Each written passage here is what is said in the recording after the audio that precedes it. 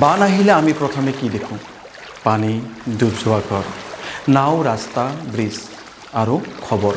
আমি শুনো কিমান হাজাৰ মানুহ এফেক্টেড, কিমানখন গাঁও ক্ষতিগ্ৰস্ত, কিমানজনৰ মৃত্যু, কিন্তু এটা সংখ্যা কেতিয়াও আপোনাক ক'ব নোৱাৰে। এজন কৃষকে নিজৰ পথাৰ চাই কিমান দুখত কেনেকৈ থিয় হৈ আছে। এজন ছাত্ৰই ভিজি যোৱা কিতাপখন বুকুত ধৰি কিমান দুখ পাইছে। এজন দিন হাজিৰা কৰা মানুহে আজি কাম নথকাৰ অৰ্থ কি বুজিছে। এগৰাকী মাতৃয়ে শিশুৰ বাবে পৰিষ্কাৰ পানী বিচাৰি কিমান দূৰ খোজ কাঢ়িছে আৰু এজন বৃদ্ধ মানুহে নিজৰ ঘৰলৈ উভতি যাব পাৰিবনে নাই। সেই অনিশ্চয়তা কেনেকৈ সহ্য কৰিছে, সেয়ে আজি আমি কেৱল বানপানীৰ পানী নাচাওঁ, আমি পানীৰ তলত লুকাই থকা জীৱনটো চাম। আপুনি চাই আছে নিজাম আনফিল্টাৰ্ড। আজি প্ৰশ্নটো সহজ, বানত কেৱল ঘৰেই ডুব যায় নেকি? বানৰ সময়ত নাম্বাৰ্ছ অত্যন্ত গুৰুত্বপূৰ্ণ, কাৰণ নাম্বাৰ্ছে স্কেল বুজায়। কিমান মানুহ এফেক্টেড, কিমান গাঁও, কিমান মৃত্যু, কিমান ইনফ্ৰাষ্ট্ৰাকচাৰ ডেমেজড, এই তথ্যৰ প্ৰয়োজন আছে। কিন্তু নাম্বাৰ্ছে মানুহৰ সম্পূৰ্ণ কাহিনী নকয়। ধৰক এটা পৰিয়াল ফ্লাডত এফেক্টেড বুলি তালিকাভুক্ত হ'ল। এই এটা শব্দৰ ভিতৰত কি আছে? ঘৰ ক্ষতিগ্ৰস্ত, ধান নষ্ট, গৰু ছাগলীৰ খাদ্যৰ সমস্যা, কাম বন্ধ, শিশুৰ স্কুল বন্ধ, ঔষধৰ সমস্যা আৰু আগন্তুক মাহটো কেনেকৈ চলিব, সেই চিন্তা। এটা গভৰ্ণমেণ্ট ডকুমেণ্টত এই সকলো কথা এটা শব্দত সোমাই যায়, এফেক্টেড। কিন্তু বাস্তৱ জীৱনত এইটো এটা সম্পূৰ্ণ পৰিয়ালৰ ক্ৰাইচিছ। সেয়ে বানৰ পৰিসংখ্যাই আমাক স্কেল দেখুৱায়, কিন্তু মানুহৰ গল্পই আমাক ইম্পেক্ট বুজায়। এজন কৃষকৰ বাবে বান মানে কেৱল পানী নহয়, বান মানে এটা ছিজন। এটা ছিজন মানে বীজ, শ্ৰম, সাৰ, কীটনাশক, ইন্ধন, সময় আৰু ঋণ। কৃষকে আজি যিখন পথাৰত পানী দেখি আছে, সেই পথাৰখনত হয়তো কালি তেওঁৰ বহু আশা আছিল। এতিয়া যদি শস্য নষ্ট হয়, তেওঁৰ ইনকাম ক'ৰ পৰা আহিব? ঘৰৰ খৰচ, সন্তানৰ শিক্ষা, ঋণৰ কিস্তি, পৰৱৰ্তী ছিজনৰ বীজ, এইবোৰো একোটা ফ্লাড ষ্টৰী। কিন্তু এইবোৰ এৰিয়েল ফুটেজত দেখা নাযায়। সেয়ে যেতিয়া আমি কওঁ 5 লাখ মানুহ এফেক্টেড, তেতিয়া মনত ৰাখিব তাৰ ভিতৰত কৃষকো আছে। আৰু এজন কৃষকৰ ক্ষতি কেৱল আজিৰ নহয়, ই পৰৱৰ্তী ছিজনলৈও টানি লৈ যাব পাৰে।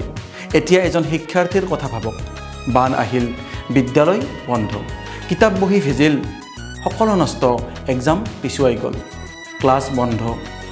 আজি সাধাৰণ মানুহে হয়তো ক'ব পানী নামিলে আকৌ স্কুল খুলিব, ঠিক। কিন্তু সকলো শিক্ষাৰ্থীৰ বাবে ৰিকভাৰী একে নহয়। এজন ছাত্ৰৰ ঘৰ যদি সুৰক্ষিত থাকে, তেওঁ হয়তো সোনকালে পঢ়া আৰম্ভ কৰিব। কিন্তু যাৰ ঘৰ ক্ষতিগ্ৰস্ত, যাৰ কিতাপ নাই, যাৰ পৰিয়ালৰ ইনকাম বন্ধ, তেওঁৰ বাবে স্কুল ৰিঅ'পেনিং মানেই এডুকেশ্যন নৰ্মেল নহয়। তেওঁক লাগে কিতাপ, সময়, ছাপৰ্ট আৰু আকৌ পঢ়িবলৈ এটা শান্ত পৰিৱেশ।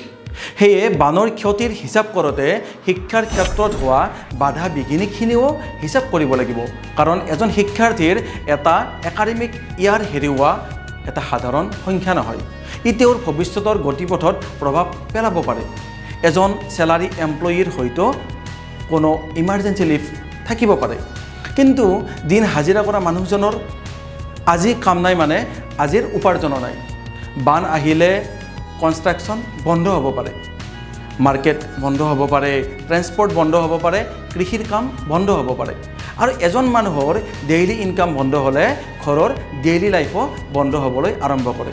এদিন, দুদিন, এটা সপ্তাহ। তাৰপিছত খাদ্যৰ চিন্তা, ঋণৰ চিন্তা, ভাড়া, ঔষধ, সন্তানৰ খৰচ, এইবোৰ বানৰ অফিচিয়েল ফুটেজত দেখা নাযায়, কিন্তু এইবোৰেই ফ্লাড ইকনমিৰ হিডেন কষ্ট। সেয়ে ফ্লাড ৰিলিফৰ কথা কওঁতে আমি ফুড পেকেটৰ লগতে জীৱন জীৱিকাৰ পুনৰুদ্ধাৰৰ কথাও ক'ব লাগিব। বানৰ সময়ত সকলো মানুহে কষ্ট পায়, কিন্তু সকলোৰে কষ্ট একে ধৰণৰ নহয়। এগৰাকী মহিলাৰ ওপৰত শিশুৰ দায়িত্ব, বৃদ্ধৰ দায়িত্ব, খাদ্যৰ চিন্তা, পানীৰ চিন্তা, স্বাস্থ্য আৰু অনাময়ৰ চিন্তা। আৰু ৰিলিফ কেম্পত প্ৰাইভেচি আৰু ছেফটিৰ প্ৰয়োজন। শিশুৰ বাবে খাদ্যৰ লগতে লাগে নিৰাপদ ঠাই, পৰিষ্কাৰ পানী, স্বাস্থ্যসেৱা আৰু ভয়ৰ মাজতো অলপ নৰ্মেল চাইল্ডহুড। এইবোৰ বানৰ পৰিসংখ্যাত কিমানখিনি ধৰা পৰে, সেইটো এটা প্ৰশ্ন। সেয়ে ডাইজেষ্টাৰ ৰেছপন্ড কেৱল মানুহৰ পানীৰ পৰা উলিয়াই অনা নহয়, তেওঁলোকক সন্মান সুৰক্ষা মৰ্যাদাৰে জীয়াই থকাৰ সুযোগ দিয়াটোও সঁহাৰিৰ অংশ। এজন সৰু দোকানীৰ কথা ভাবক, তেওঁৰ দোকানখন হয়তো কোটি টকাৰ বিজনেছ নহয়, কিন্তু সেই দোকানখনেই তেওঁৰ ইনকাম, তেওঁৰ ৱৰ্কিং কেপিটেল, তেওঁৰ পৰিয়ালৰ ভৰসা। যেতিয়া পানী দোকানত সোমাই ষ্টক নষ্ট হয়, দোকান বন্ধ হয়, কাষ্টমাৰ নাথাকে আৰু ৰিপেয়াৰ কৰিবলৈ আকৌ টকা লাগে, এজন ডাঙৰ কোম্পানীয়ে হয়তো ইঞ্চুৰেঞ্চ, ৰিজাৰ্ভ ফাণ্ড বা ক্ৰেডিট এক্সেছ পাব পাৰে, কিন্তু এজন সৰু ব্যৱসায়ীৰ বাবে এটা ফ্লাড লছৰ পৰা উভতি অহাটো বহুত কঠিন হ'ব পাৰে। সেয়ে ফ্লাড ৰিকভাৰী মানে কেৱল ঘৰ পৰিষ্কাৰ কৰা নহয়, স্থানীয় অৰ্থনীতিটো পুনৰুদ্ধাৰ কৰিব লাগিব। এতিয়া এটা অত্যন্ত গুৰুত্বপূৰ্ণ কথা, অসমৰ ফ্লাড ডিছকাশ্যনত গৰাখহনীয়াক পাহৰি যাব নালাগে। বানত পানী আহে, কিন্তু গৰাখহনীয়াত মাটিয়েই নাইকিয়া হ'ব পাৰে। আছাম ৱাটাৰ ৰিচোৰ্চ ডিপাৰ্টমেণ্টৰ অফিচিয়েল ইনফৰমেশ্যন অনুসৰি 1950 চনৰ পৰা ব্ৰহ্মপুত্ৰ আৰু ইয়াৰ ট্ৰিবিউটেৰিজৰ গৰাখহনীয়াৰ ফলত প্ৰায় 4,27,000 হেক্টৰ মাটি নষ্ট হৈছে। ডিপাৰ্টমেণ্টে এনুৱেল এভাৰেজ ইৰজন প্ৰায় 8,000 হেক্টৰ বুলি উল্লেখ কৰিছে। এটা পৰিয়ালে যদি বানৰ পিছত ঘৰলৈ উভতি যাব পাৰে সেইটো এটা কথা, কিন্তু যদি নদীয়ে ঘৰ থকা মাটিখিনিয়েই লৈ যায়, তেওঁ উভতি যাব ক'লৈ? এইটো হৈছে গৰাখহনীয়াৰ গভীৰতা। সেয়ে কেতিয়াবা বানে মানুহৰ ঘৰ ডুবাই, কিন্তু খহনীয়াই মানুহৰ ঠিকনাই সলনি কৰি দিয়ে। নিউজ চেনেলৰ কেমেৰা সাধাৰণতে তেতিয়া আঁতৰি যায় যেতিয়া পানী নামিবলৈ আৰম্ভ কৰে, কিন্তু বানপীড়িত মানুহৰ বাবে তেতিয়াহে আৰম্ভ হয় আন এটা অধ্যায়। ঘৰ পৰিষ্কাৰ কৰিব লাগিব, নষ্ট হোৱা সামগ্ৰী আঁতৰাব লাগিব, খাদ্যৰ ব্যৱস্থা কৰিব লাগিব, পানী নিৰাপদ হয়নে নহয় চাব লাগিব, বেমাৰৰ পৰা বাচিব লাগিব, কৃষকে পথাৰ পৰীক্ষা কৰিব লাগিব, দোকানীয়ে পুনৰ ষ্টক আনিব লাগিব, শিক্ষাৰ্থীয়ে কিতাপ বিচাৰিব লাগিব। অৰ্থাৎ পানী নামিছে মানেই ক্ৰাইচিছ শেষ হোৱা নাই। কেতিয়াবা পানী নমাৰ পিছৰ দিনবোৰেই আটাইতকৈ কঠিন, কাৰণ তেতিয়া কেমেৰা নাথাকে, নিউজ হেডলাইন নাথাকে, কিন্তু মানুহৰ সমস্যা থাকে। এখন ভাল ডাইজেষ্টাৰ মেনেজমেণ্ট ছিষ্টেমৰ 4টা স্তৰ থাকে। প্ৰথম, ৰেস্কিউ, মানুহৰ জীৱন ৰক্ষা কৰা। দ্বিতীয়, ৰিলিফ, খাদ্য, পানী, ঔষধ, আশ্ৰয়। কিন্তু তৃতীয়টোও সমানে গুৰুত্বপূৰ্ণ, ৰিকভাৰী, মানুহক পুনৰ নিজৰ ভৰিত থিয় কৰোৱা। আৰু তাৰ পিছত ৰেজিলিয়েন্স, অৰ্থাৎ স্থিতিস্থাপকতা, পৰৱৰ্তী বান আহিলেও যাতে ক্ষতি কম হয়। এই চতুৰ্থটোতেই আমাৰ দীৰ্ঘম্যাদী ভৱিষ্যত লুকাই আছে। কাৰণ যদি আমি প্ৰতি বছৰে একেই মানুহক একেই ঠাইৰ পৰা উদ্ধাৰ কৰোঁ, একেই ধৰণে সাহায্য দিওঁ আৰু তাৰ পিছত একেই পৰিস্থিতি পুনৰ আহে, তেন্তে আমি কেৱল ক্ৰাইচিছ মেনেজ কৰি আছোঁ, ক্ৰাইচিছ প্ৰিভেণ্ট বা ৰিডিউচ কৰিবলৈ যথেষ্ট কৰা নাই।